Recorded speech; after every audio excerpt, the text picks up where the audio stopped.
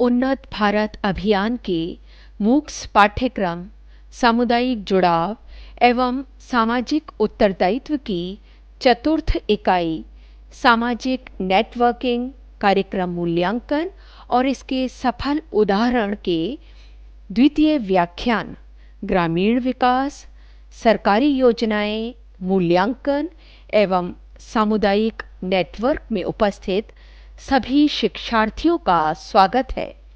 तो इस व्याख्यान के अंतिम भाग, पंचम भाग में दयाल बाग में सामुदायिक जीवन इस विषय पर चर्चा की जाएगी। ग्रामीणों को स्वस्थ रखने के लिए आसपास के गांव के लिए नियमित चिकित्सा शिविर हैं, उसका भी आयोजन किया जा रहा है। और इन शिविरों में एलोपैथी, होम्योपैथी, आयुर्वेदिक हर तरीके की सुविधा प्रदान की जा रही है। और न केवल ये चिकित्साएं प्रदान की जा रही है, इसके अतिरिक्त विभिन्न जांचें भी निःशुल्क होती हैं और दवाओं का वितरण भी ग्राम वासियों के लिए निःशुल्क रूप से किया जा रहा है। और न केवल चिकित्सा शिविर में चिकित्सा संबंधित जो रोग हैं उन्हें दूर किया जा रहा है, बल्कि जो भी भले ही वृद्ध है, युवा है या बालक वहां आ रहे हैं, उनके लिए अन्य भी बहुत से सुविधाएं हैं, अन्य बहुत से कार्यकलाप हैं जिन्हें वे सीख कर अपना रोजगार भी प्रारंभ कर सकते हैं। महिलाओं के लिए टेलरिंग की सुविधा है, टेक्सटाइल वगैरह है, और बच्चों के लिए उनके शारीरिक और मानसिक विकास के लिए बहुत से खेलकूद भी कराए जाते हैं। इंडोर गेम्स, आउटडोर गेम्स ये कराए जाते हैं और उन्हें प्रोत्साहित करने के लिए पुरस्कार भी दिए जाते हैं। इसके अतिरिक्त इंग्लिश, संस्कृत स्पीकिंग आदि सिखाई जाती है। श्रीमद् भगवद गीता में उनको चौपाल के अंतर्गत भगवद गीता का सार सुनाया जाता है। आध्यात्मिक विकास के लिए भी प्रवृत्त किया जाता है। दयाल बाग महिला बैंक और राधा स्वामी शहरी सहकारी बैंक कॉलोनी के विभिन्न संगठनों और निवासियों की वित्तीय जरूरतों को पूरा करते हैं। दयाल बाग की अपनी बैंक भी है जिसमें वहां के निवासी अपनी वित्तीय जरूरतों को पूरा करते हैं। दयाल बाग प्रिंटिंग प्रेस पवित्र पुस्तकों को प्रकाशित करता है और साथ ही साथ 2 सत्संग साप्ताहिक प्रकाशन भी लाता है। एक अंग्रेजी में इलेक्ट्रॉनिक प्रारूप के रूप में उपलब्ध है और दूसरा हिंदी में। तो दयाल बाग का अपना एक प्रिंटिंग प्रेस है जिसमें वहां की पावन पुस्तकें प्रकाशित किए जा रही हैं और साप्ताहिक प्रकाशन भी होता है। दयाल बाग में विवाह की भी एक बहुत ही अच्छी व्यवस्था है। दयाल बाग में विवाह के लिए जिम्मेदार है विवाह पंचायत, जहां विवाह योग्य लड़के और लड़कियों का पंजीकरण किया जाता है। लड़का लड़की और उनके परिवार वालों के समझौते के आधार पर गठबंधन किया जाता है। एक बार विवाह तय हो जाने के बाद फिर विवाह संगम सफल विवाह परामर्श और योग्य डॉक्टरों से चिकित्सा रिपोर्ट प्रस्तुत करने के बाद उपयुक्त तारीख देता है। तो इस प्रकार विवाह के लिए भी दयाल बाग में एक बहुत ही अच्छी व्यवस्था है। विवाह के दिन सगाई समारोह कृषि क्षेत्रों में किया जाता है।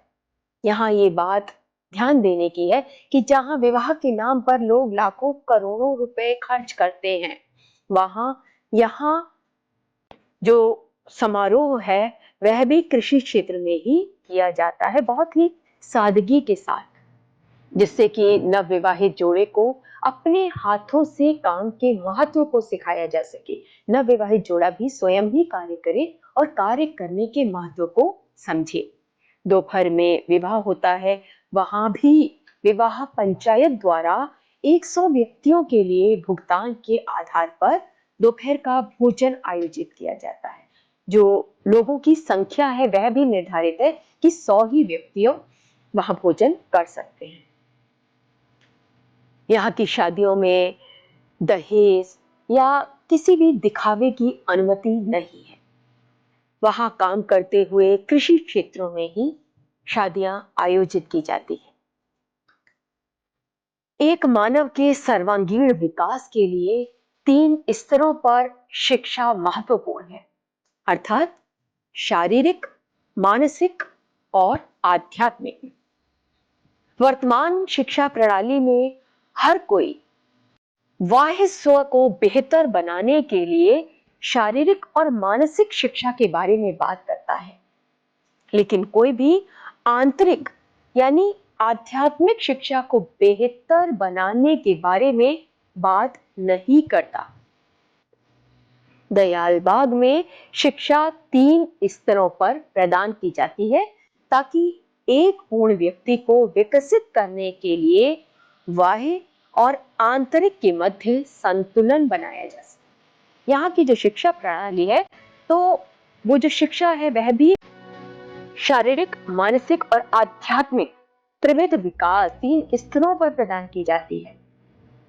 चाहे बालक जो आ रहा है यहाँ पढ़ने, वह टेक्निकल का विद्यार्थी हो या इंजीनियरिंग का विद्यार्थी हो, सभी को भारतीय संस्कृति और विश्व के विविध धर्मों की शिक्षा दी जाती है, जिससे व्यक्ति विशेष में मूल्य संवर्धन हो सके। वे मूल्यों को समझे, नैतिक मूल्य, हमारे आध्यात्मिक मूल्यों को समझे। दयाल बाग संस्कृति और बेहतर दुनियादारी के लिए यह जीवन शैली बहुत अलग है और किसी भी धर्म पर आधारित नहीं है। यह पश्चिमी प्रगतिशील विचारों और पूर्वी आध्यात्मिक मूल्यों का मिश्रण है। जहां पश्चिमी समुदाय विज्ञान में श्रेष्ठ है, वहीं पूर्वी लोग आध्यात्मिकता में श्रेष्ठ है और दयाल बाग संस्कृति दोनों प्रणालियों से श्रेष्ठ चीजों को अपना रही है।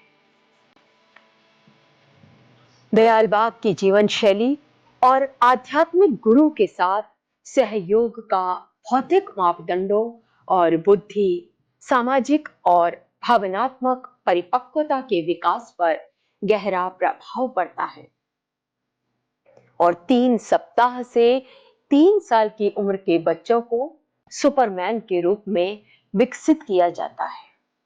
3 सप्ताह मात्र 3 सप्ताह के बच्चे से लेकर जो 3 साल तक की उम्र के बच्चे हैं, वे खेतों में जाते हैं, शारीरिक श्रम कर रहे हैं, उनका आध्यात्मिक संवर्धन हो रहा है और ऐसे बच्चों को सुपरमैन के रूप में विकसित किया जा रहा है।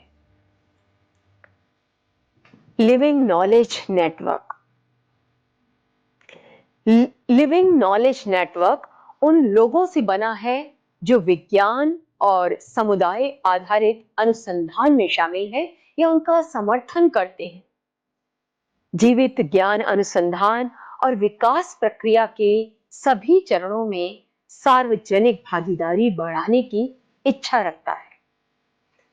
हम नागरिक समाज और शिक्षण, अनुसंधान और नवाचार में शामिल लोगों के बीच समुदाय केंद्रित सहयोग को बढ़ावा देते हैं।